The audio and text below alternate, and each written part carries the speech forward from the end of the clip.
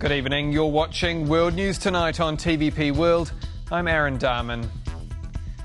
Coming up, as Russia's attacks on Ukraine continue, President Vladimir Putin is also aiming to interfere in the politics of other countries. So who is his next target? More on that in just a moment, but first, let's take a look at tonight's headlines. Israel's faced the largest anti-government demonstrations in its history, with hundreds of thousands of people taking to the streets. Hungary is fuming as Ukraine sanctions the use of cheap Russian oil. And looking back on the reign of Queen Elizabeth II, 2 years after her death. Pokrovsk is called the Western Gate of Donbas. The city is a major transport hub where highways and railways intersect. It's also a regular target of Russian bombs, with most residents now evacuated and Russia steadily advancing to occupy the strategic city. For more on this developing story, let's go live to Kyiv, where our correspondent Oz Chatterjee is standing by. Good evening, Oz. Is the fall of Pokrovsk a foregone conclusion? Well, not if the Ukrainians have anything to do about it, but it should be said they began evacuating the town officially around the middle of August, around the 15th of August. So it doesn't bode well for the town. What we've seen historically over the course of the war, if there's a particular city that the Russians really want to get, be that Avdiivka and before that Bakhmut, if they throw enough men at it, eventually the Ukrainians have been forced to retreat. This now looked like a similar situation playing out in Pokrovsk. The Ukrainians are not giving up and abandoning these positions lightly. And more recently, the Zelensky and the commander-in-chief Syrskyi has spoken about trying to stabilize that front line, or at least slow down those advances. But if you slow down an advance, you are still effectively advancing, no matter how slowly. And that is the case, it remains the case in Donetsk, that the Russians are slowly advancing to Pokrovsk. And the biggest problem, now that they've taken this town, Novohorodivka, which is about 12 kilometers away, the biggest problem, if they eventually do get to Pokrovsk, is it endangers the entirety of what the Ukrainians control in the remainder of Donbass. It's a strategic hub for a reason. It helps provide ammunition to those vital front lines that they're currently pushing the Russians back on. And the fall of Pokrovsk really does endanger the Donetsk in its entirety. So the Ukrainians will be hoping they can keep hold of it, but there's no easy task. And Oz, not a day goes by without Russia murdering civilians again in the last 24 hours. Several people have been killed and injured. What more do we know about these attacks?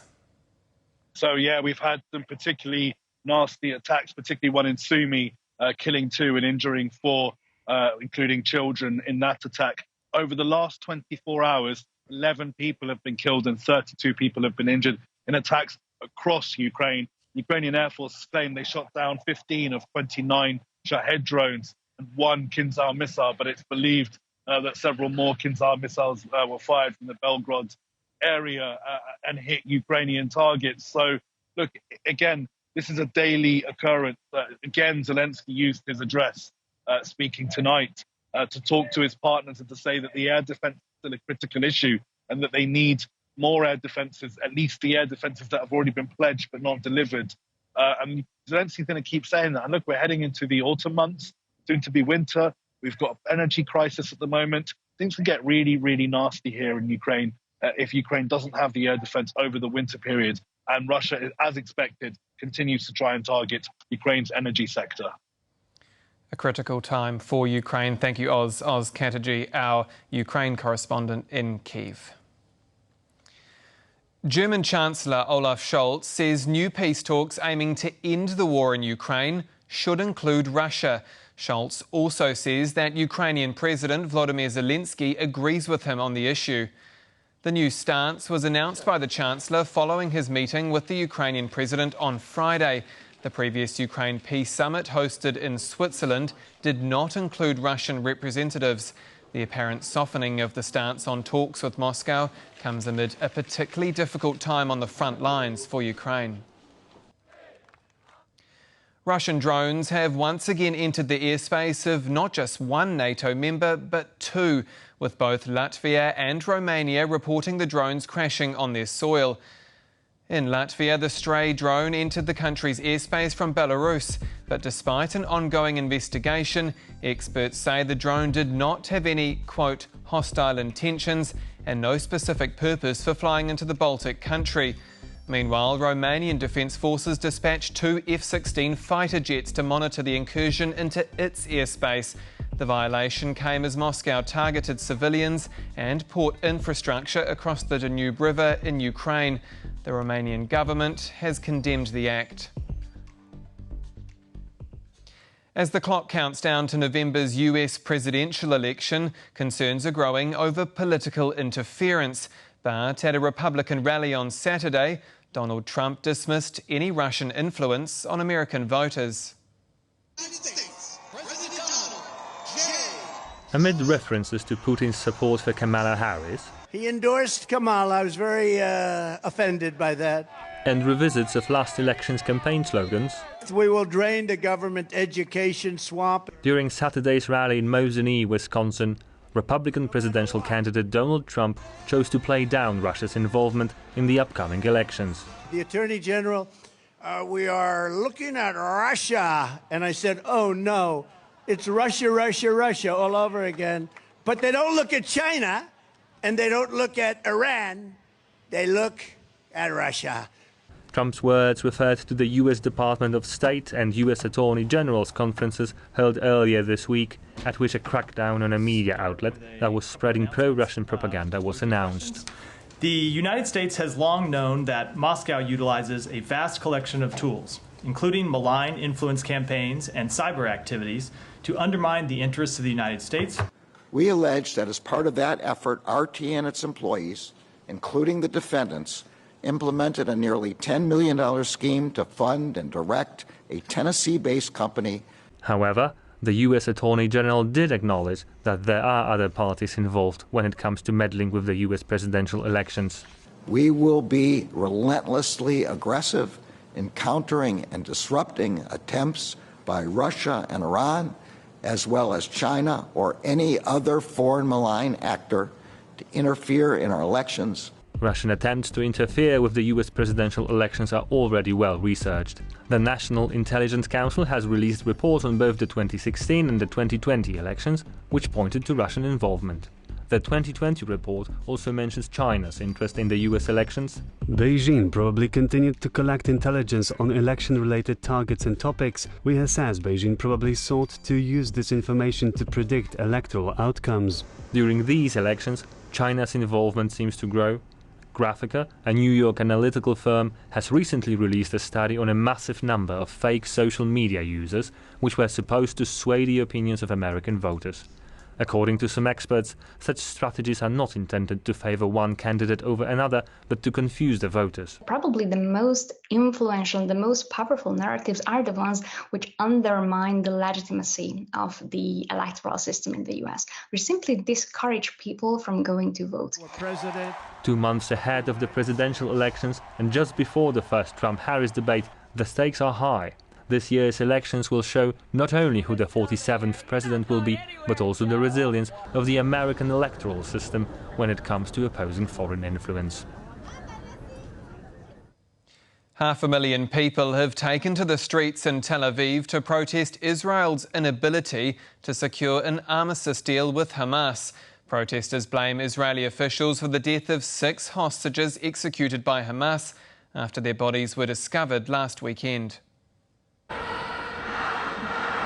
In the largest demonstration since the beginning of the protests, the Israelis voiced their disgruntlement with how Netanyahu's government has been handling the situation. On Saturday night, many protesters couldn't contain their disapproval towards the country's officials. You can see that Netanyahu is killing our hostages without a glimpse. He doesn't hesitate, he doesn't even cover his intention anymore. Meanwhile, Israel is mounting attacks on the Gaza Strip. In a recent strike on a refugee camp in the northern city of Jabalia, at least 8 people were killed. bringing the conflict's death toll on the Palestinian side beyond a shocking 40,000. The plight of many Gaza Strip residents continues. Every day there is bombing in this area. How long will it last? Where will we go? There is no place left for us to go to. Amid the Israeli-Hamas conflict in the Gaza Strip, lives of millions are in danger, not only because of the Israeli shelling, but also because of the outbreak of a nearly eradicated disease, polio. The virus is particularly dangerous to more than 300,000 children under 5 that Gaza is home to. It is very necessary to give our children this vaccination, as it is safe, healthy, does not harm, and has no complications. It is the first line of defense for this disease. Unfortunately, due to the circumstances we live in and the surroundings, this disease has spread for the first time in Deir el-Balah Governorate. Ever since the vaccination campaign in Gaza began on September the 1st, upwards of 350,000 children under 10 have been vaccinated. The jabs seem like the only way to shield the children from polio. Vaccination is very important because it is what protects the child. If the child gets sick, who will protect him? There are no hospitals. But the vaccination coverage is still far below the 90% target, which is necessary for the outbreak to stop. Polio inoculations are also crucial in limiting the risk of its reemergence and preventing the spread of polio beyond the borders of the Gaza Strip.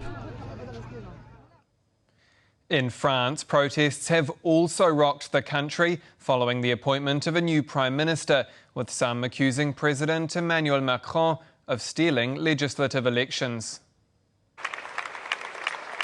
Macron's decision to appoint former Brexit negotiator Michel Barnier as France's new Prime Minister has been met with widespread backlash, particularly among the left. The Prime Minister must go. He has never received the confidence of the National Assembly. He has just managed the campaign lost by his camp, and he has received a massive popular vote of no confidence.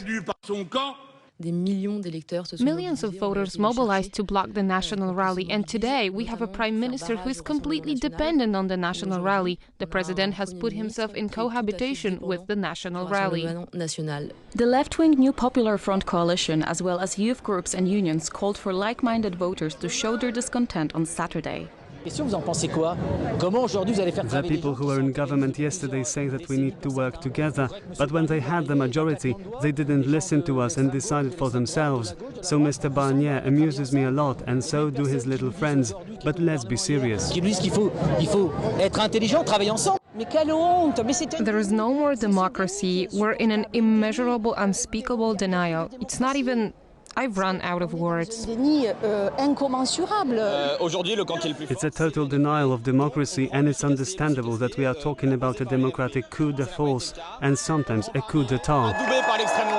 Criticized by the left as giving a nod to the far right, Macron's pick has also not received too warm of a welcome from the national rally. If Barnier is the new frontman for Macronism and he continues Macron's policy, which was severely sanctioned at the ballot box last July, then this government will fall.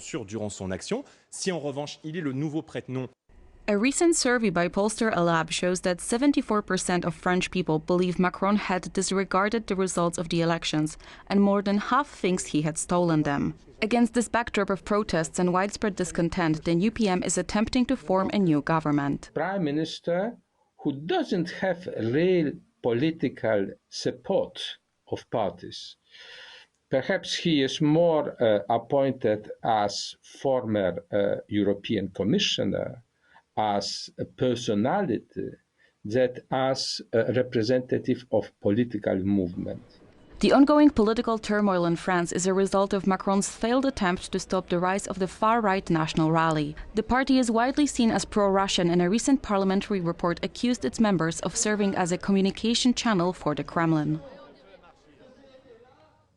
Bulgaria's far-right Revival Party is pushing for legislation inspired by that of the Kremlin.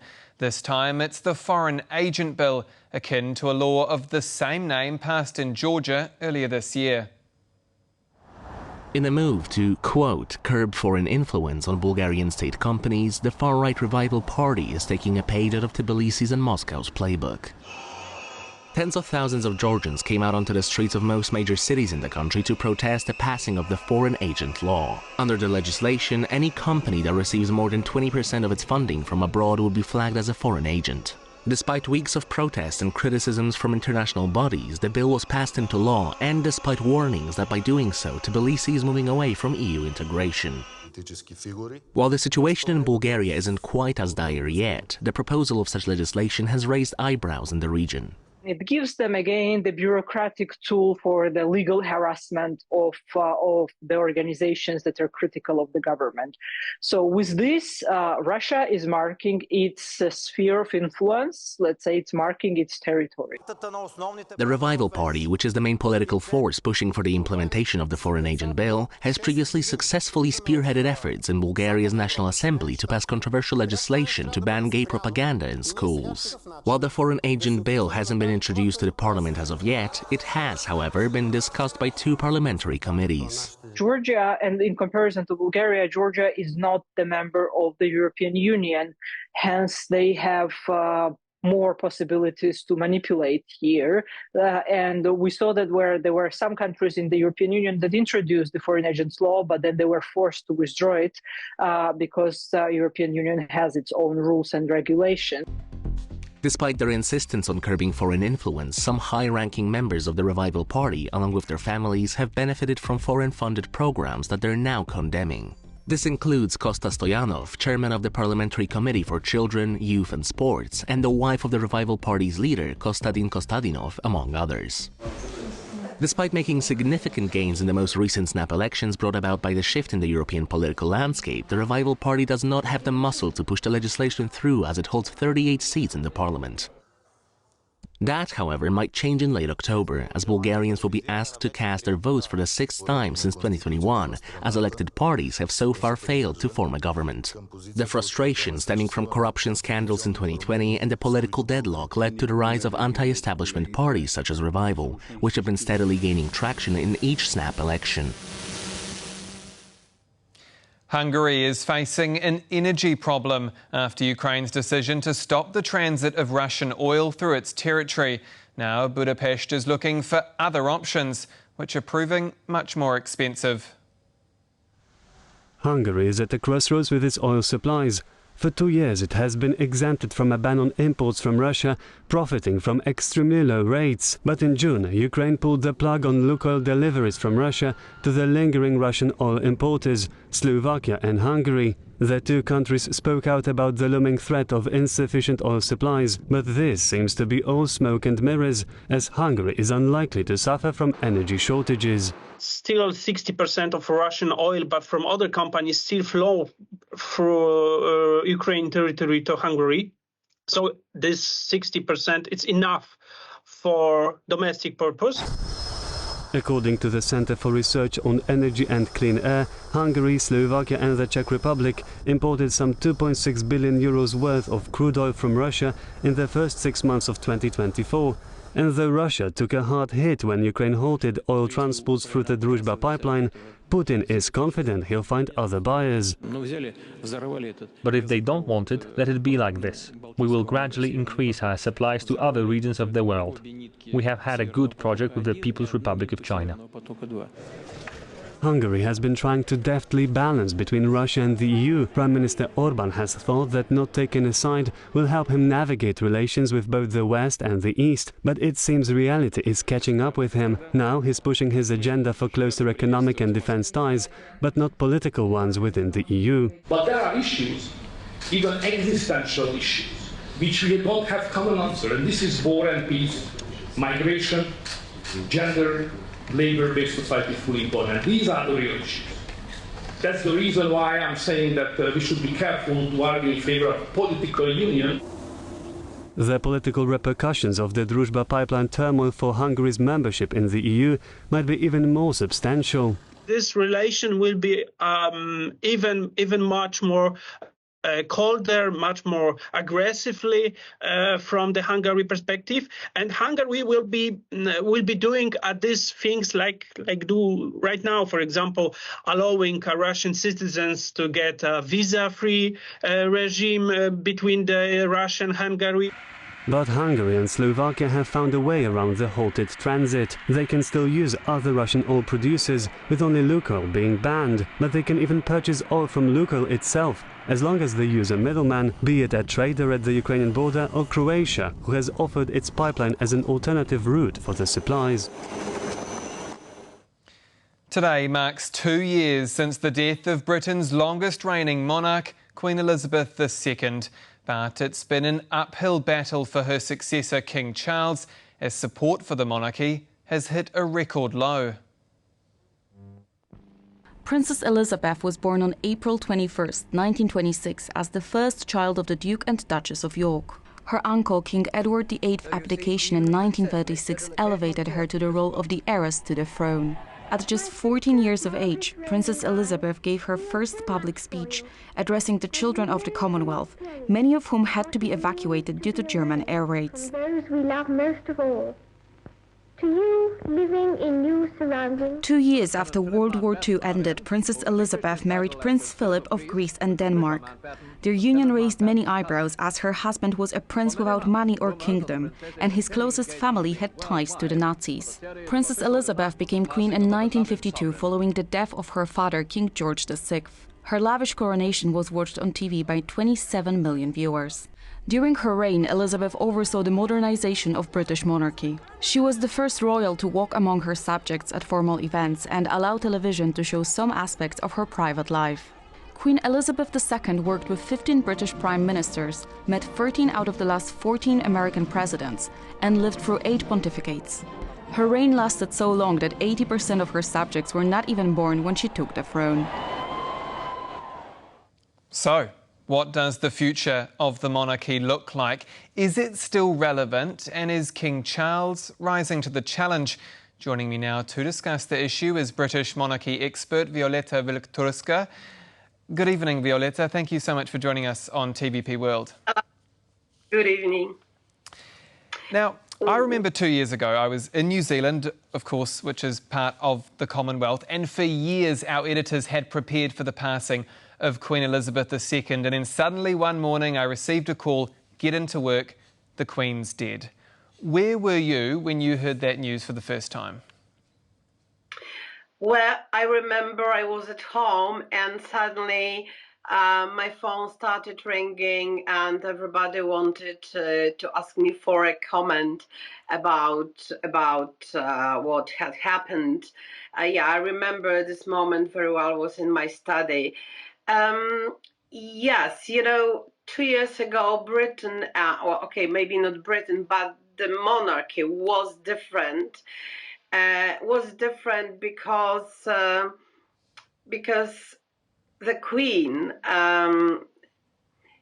Queen had made this country to be completely different from what we have today. Well, of course, she was different, and her husband and her son is different. But the main problem, I think, now is that is what happened to him. He's ill, and we can't blame him for it. He's seriously ill. He has been fighting cancer for quite a long time now, and what makes things even worse, his daughter-in-law is also seriously ill, which makes the situation very, very difficult from the political and constitutional point of view, because King is head of state. And of course, there are procedures for such case, like, he's got her parent, Prince William, should replace most of his father's duties, but he is also very busy and involved in supporting his wife. He's also a husband and a father. And unfortunately, there are people in Britain who say, well, we should maybe consider changing the system in Britain from the monarchy to the republic, because in the republic well, it's easier to react if a president is not able to fulfill his duties. We elect another one, right? Whereas now we have a spare, we have a parent, Prince William, but he doesn't work as much as he should. So, you know, the whole situation seems quite dangerous, even, I would say. And I think that, well, we sometimes say that nobody is irreplaceable, but when I think about the late Queen, I think that maybe she was such person, because after her death, the situation of the crown has been worse and worse. You've just mentioned there that the situation is dangerous. Paint a bit of a picture for me. I mean, what does the monarchy look like in, say, 20 years? Currently, you have obviously a king who is facing a cancer diagnosis and is ill. There have been many a scandal over the last decade or so. Could, in 20 years, the monarchy not exist? Well, I don't believe in such scenario.